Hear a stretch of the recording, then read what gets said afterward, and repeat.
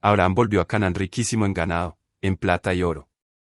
Lot aún estaba con él, y de nuevo llegaron a Betel, y establecieron su campamento junto al altar que habían erigido anteriormente. Pronto comprendieron que las riquezas acrecentadas aumentaban las dificultades. En medio de las penurias y las pruebas habían vivido juntos en perfecta armonía, pero en su prosperidad había peligro de discordias entre ellos. Los pastos no eran suficientes para el ganado de ambos, y las frecuentes disputas entre los pastores fueron traídas ante sus amos para que las resolviesen. Era evidente que debían separarse. Abraham era mayor que Lot, y superior a él en parentesco, riqueza y posición. No obstante, él fue el primero en sugerir planes para mantener la paz.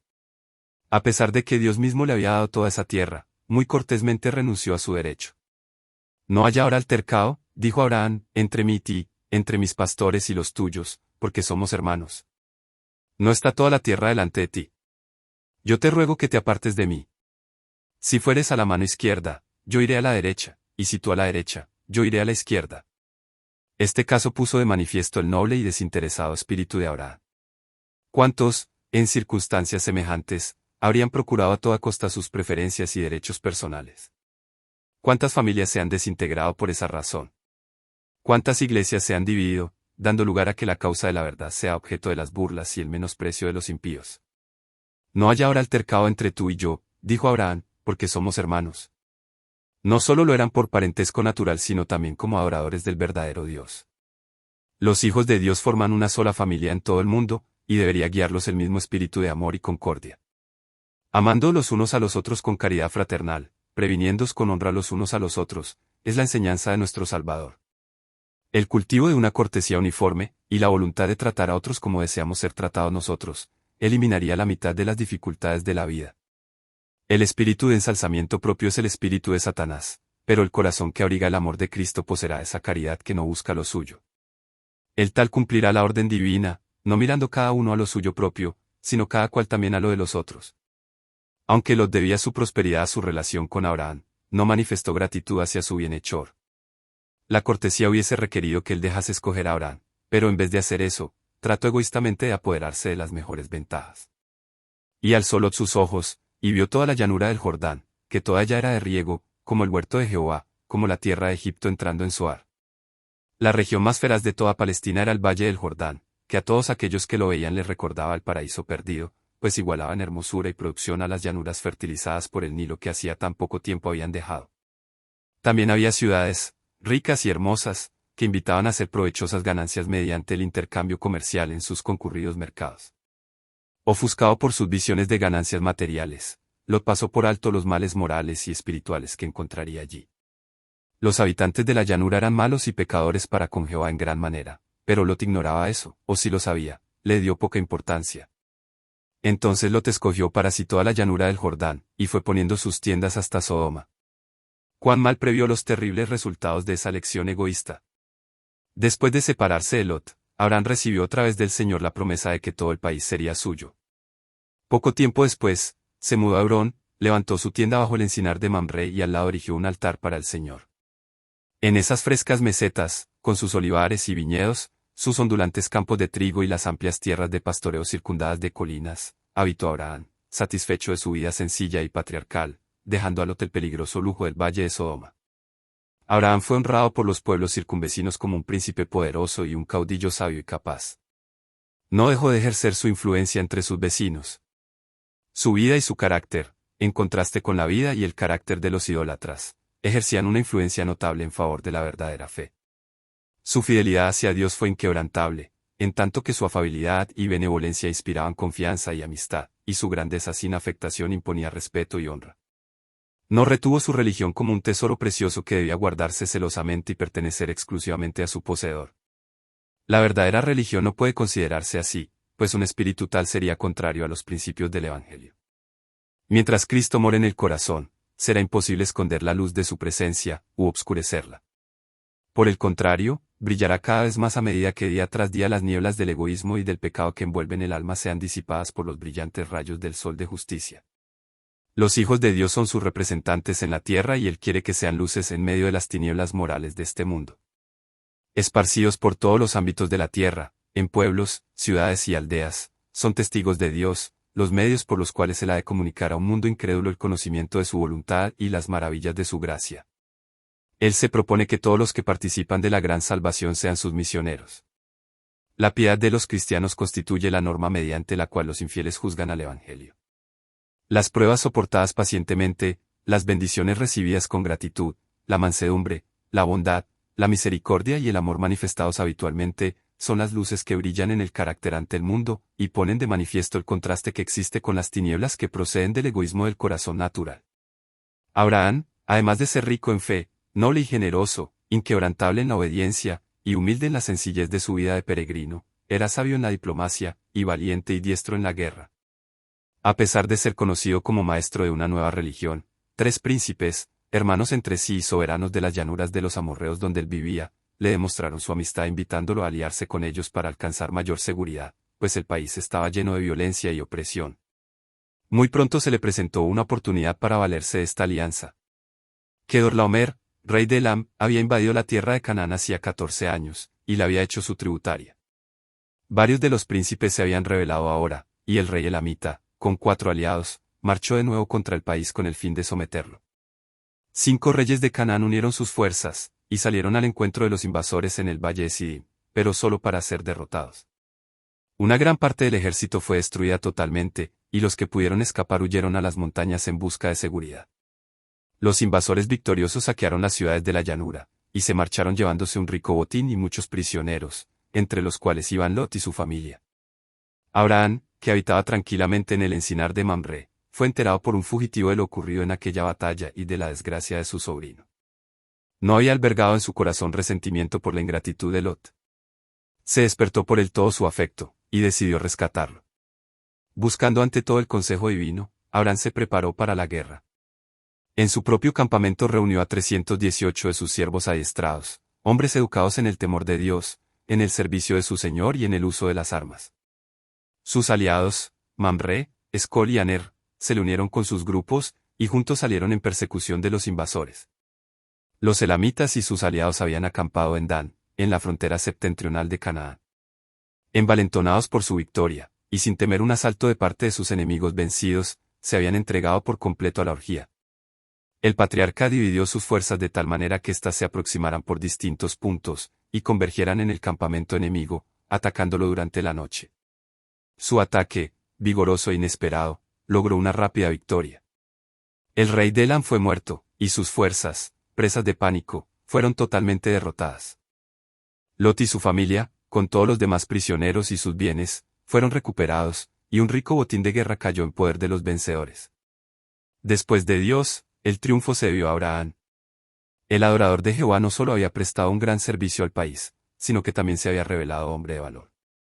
Se vio que la justicia no es cobarde, y que la religión de Abraham le daba valor para mantener el derecho y defender a los oprimidos. Su heroica hazaña le dio amplia influencia entre las tribus circunvecinas. A su regreso, el rey de Sodoma le salió al encuentro con su séquito para honrarlo como conquistador. Le pidió que conservase los bienes, solicitándole solo la entrega de los prisioneros.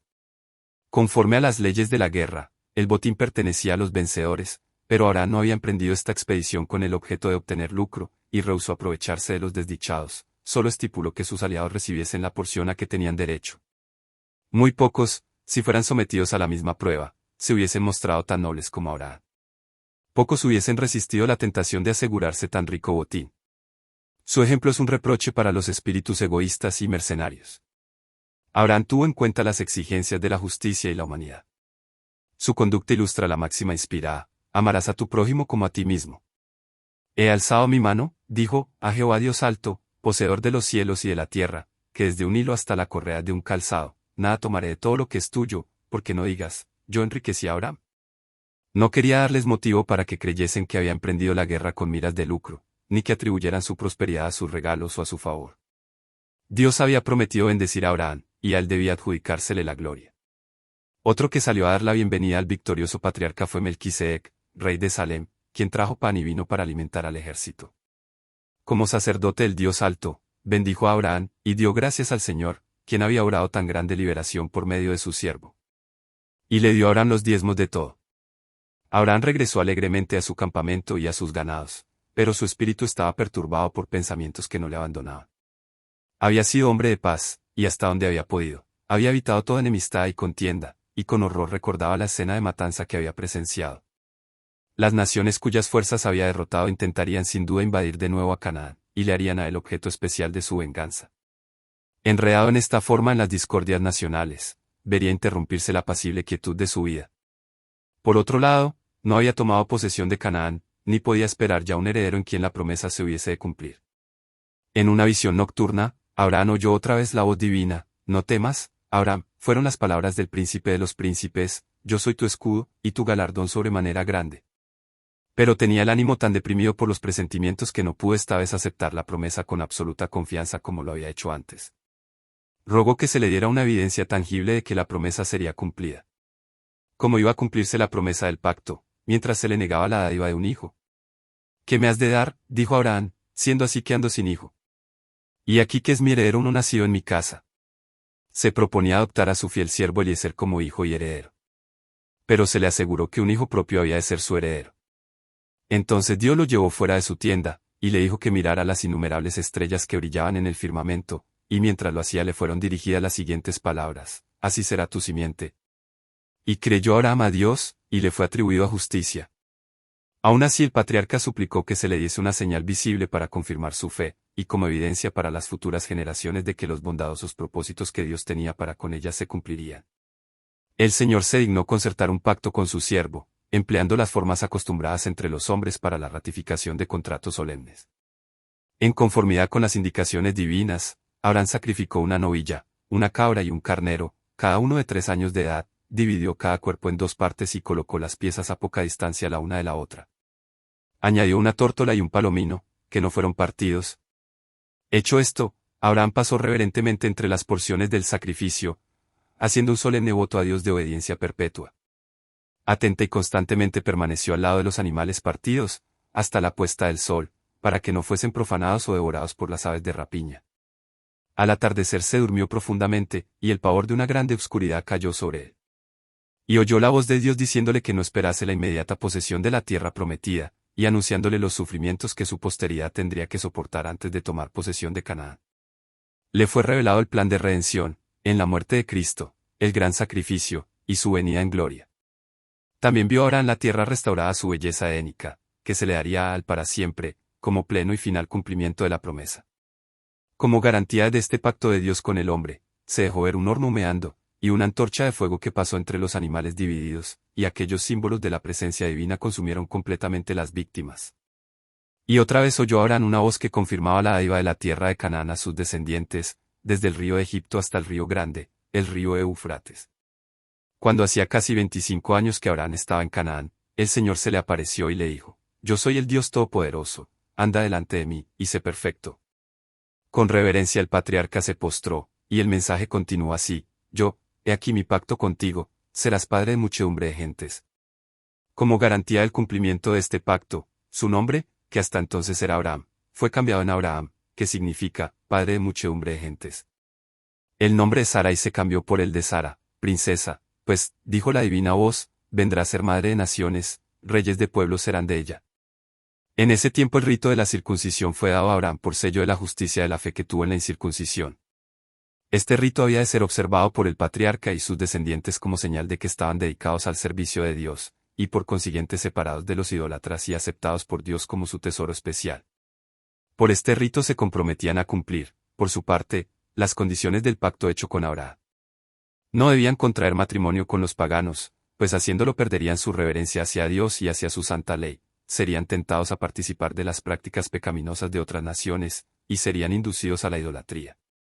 Dios confirió un gran honor a Abraham. Los ángeles del cielo anduvieron y hablaron con él como con un amigo.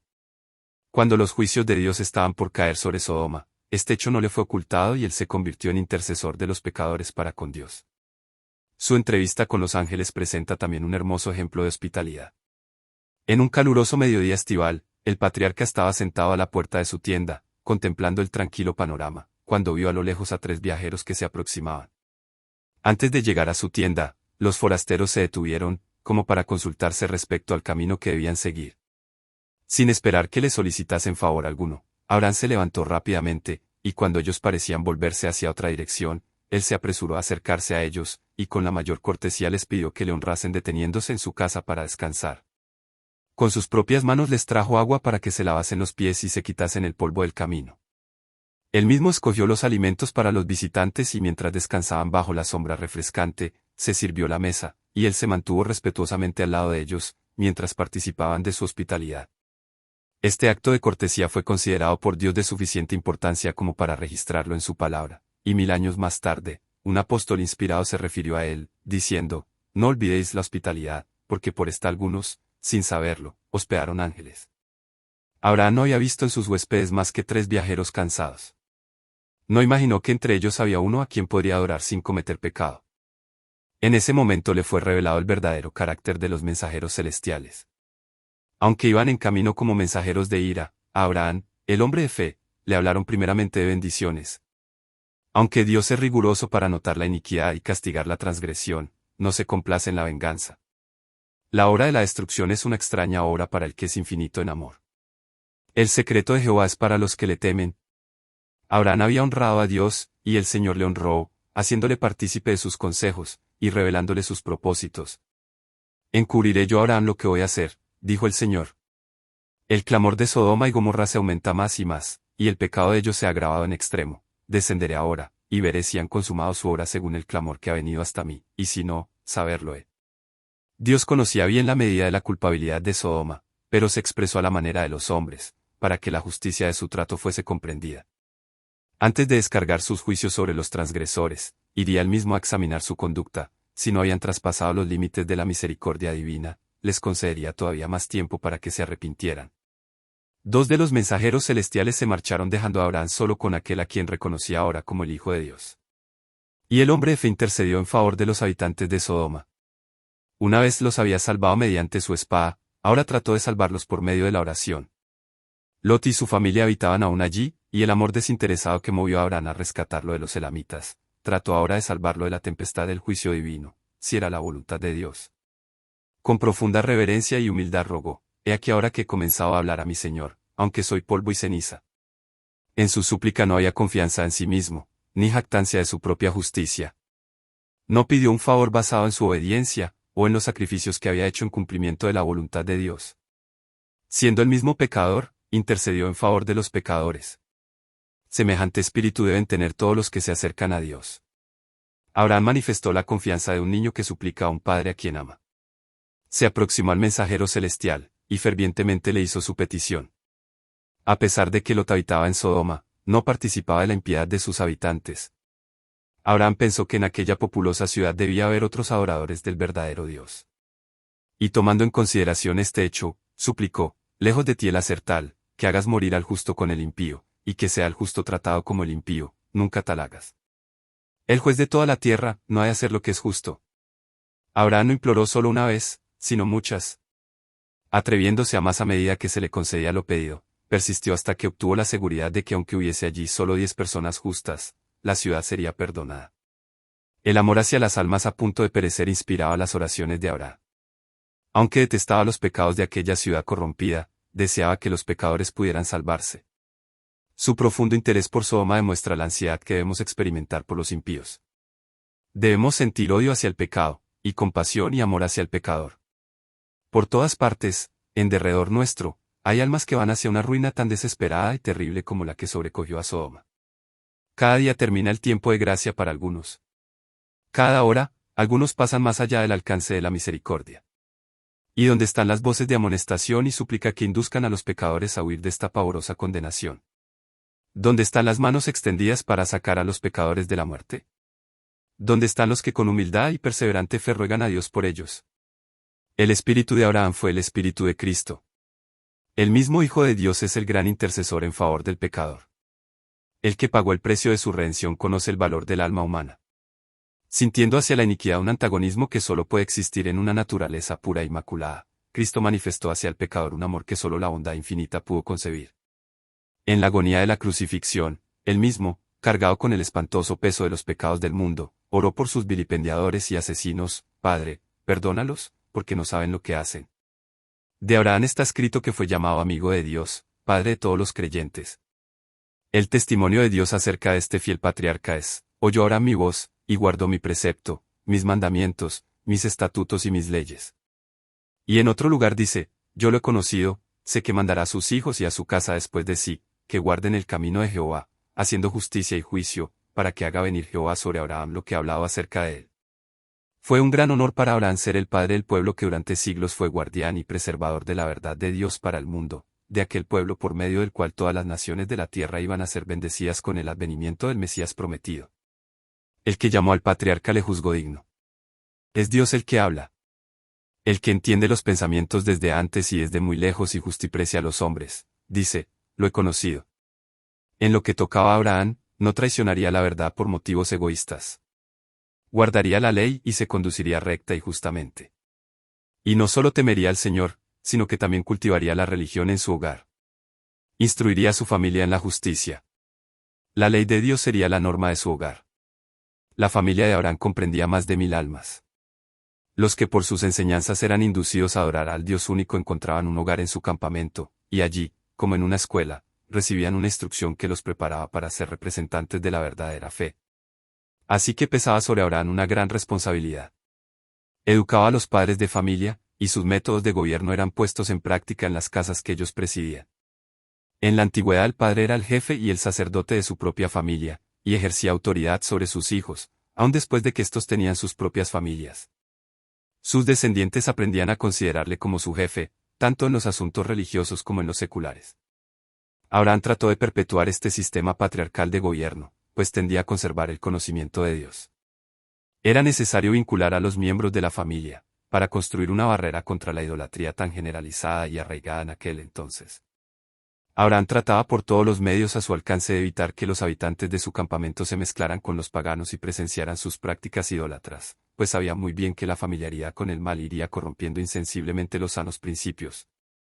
Ponía el mayor cuidado en excluir toda forma de religión falsa y en hacer comprender a los suyos la majestad y gloria del Dios viviente como único objeto del culto.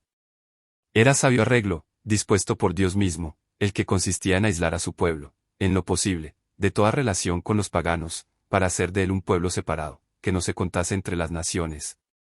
Él había separado a Abraham de sus parientes idólatras, para que el patriarca pudiese adiestrar y educar a su familia alejada de las influencias seductoras que la hubieran rodeado en Mesopotamia, y para que la verdadera fe fuese conservada en su pureza por sus descendientes, de generación en generación. El afecto de Abraham hacia sus hijos y su casa le movió a resguardar su fe religiosa, y a inculcarles el conocimiento de los estatutos divinos, como el legado más precioso que pudiera dejarles a ellos y por su medio al mundo. A todos les enseñó que estaban bajo el gobierno del Dios del cielo. No debía haber opresión de parte de los padres, ni desobediencia de parte de los hijos. La ley de Dios había designado a cada uno sus obligaciones, y solo mediante la obediencia a dicha ley se podía obtener la felicidad y la prosperidad. Su propio ejemplo, la silenciosa influencia de su vida cotidiana, era una constante lección. La integridad inalterable, la benevolencia y la desinteresada cortesía, que le habían granjeado la admiración de los reyes, se manifestaban en el hogar. Había en esa vida una fragancia, una nobleza y una dulzura de carácter que revelaban a todos que Abraham estaba en relación con el cielo. No descuidaba siquiera al más humilde de sus siervos. En su casa no había una ley para el amo, y otra para el siervo, no había un camino real para el rico, y otro para el pobre. Todos eran tratados con justicia y simpatía, como coherederos de la gracia de la vida. Él mandará su casa después de sí. En Abraham no se vería negligencia pecaminosa en lo referente a restringir las malas inclinaciones de sus hijos, ni tampoco habría favoritismo imprudente, indulgencia o debilidad, no sacrificaría su convicción del deber ante las pretensiones de un amor mal entendido. No solo daría a Abraham la instrucción apropiada, sino que mantendría la autoridad de las leyes justas y rectas.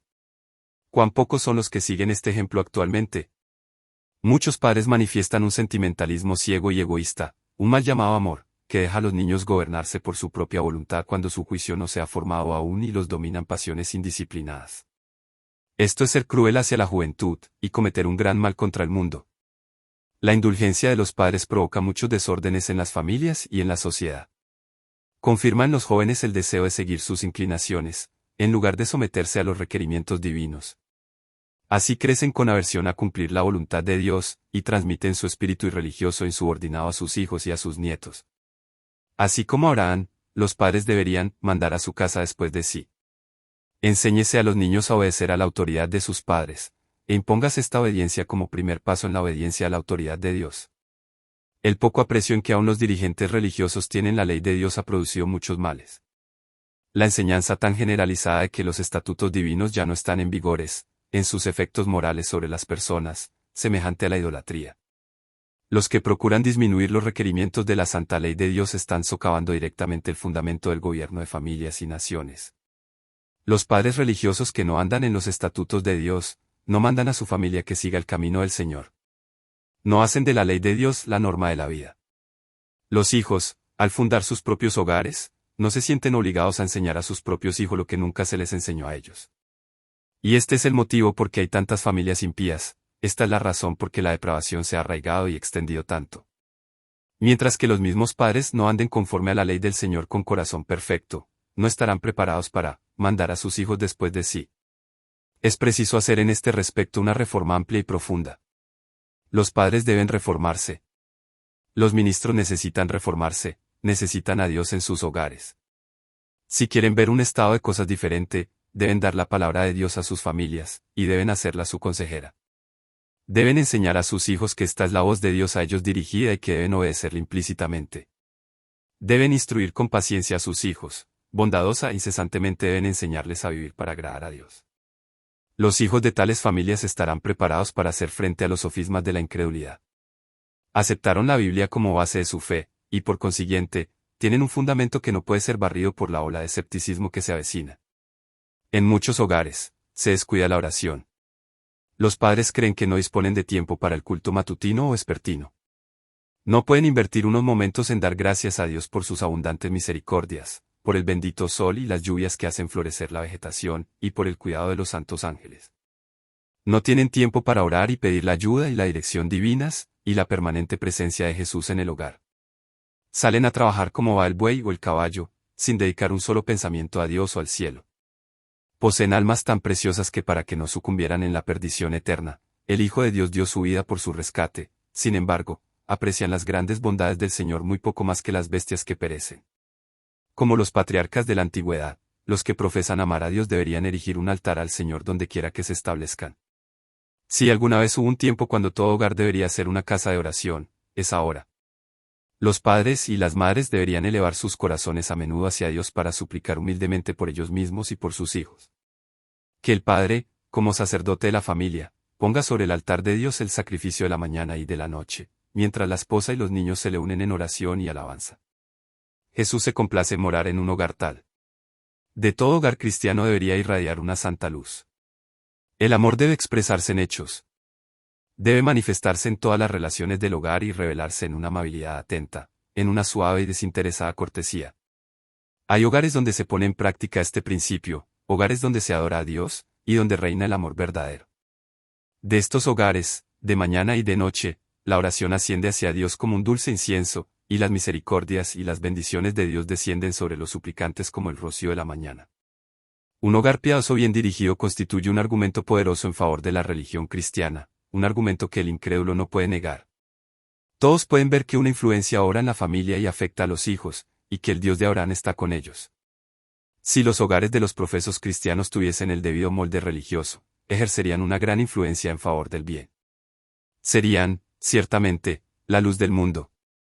El Dios del cielo habla a todo padre fiel por medio de las palabras dirigidas a Abraham, porque yo lo he conocido, sé que mandará a sus hijos, y a su casa después de sí, que guarden el camino de Jehová, haciendo justicia y juicio, para que haga venir Jehová sobre Abraham lo que hablaba acerca de él.